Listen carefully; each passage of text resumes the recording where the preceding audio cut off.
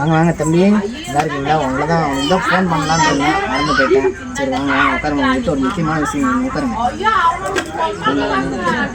இப்போ நம்ம எலெக்ஷன் நெருங்கிடுச்சு, வர தேர்தலில் நிற்கிறோம். தலைவர், நீ துணைத் தலைவர், எப்படி பொறுப்பு நான் கொடுக்கலான்னு இருக்கேன். 234 தொகுதிக்கும் நம்ம ஆள் போடுறோம். போட்டு எல்லா எம்எல்ஏவும் ஜெயிக்க வைக்கிறோம். நான் முதலமைச்சர் ஆகிறேன், துணை முதலமைச்சர் கேட்டேன். பரவாயில்லையா? அதனால் எல்லா கட்சி நாட்டில் பார்த்து வளர்க்கணும்.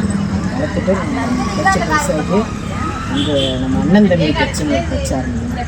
சரியா? நம்ம கட்சி பேர் அண்ணன் தம்பி கட்சி.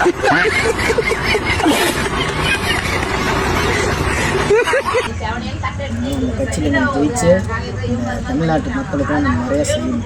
சரியா? யார் யாரை போடணும்னு சொல்லிட்டு பேப்பர் பொண்ணு வாங்கிட்டு வரணும். ஒரு 500 கையில் காசு இல்லை, காசு இல்லையா?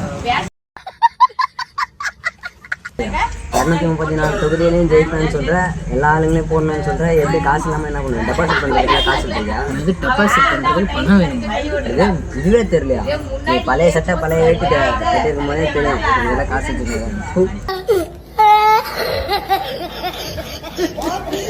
பைத்தியக்கார பைலட் அந்த நாடு மக்களும் மாட்டிட்டு படுற பாடு.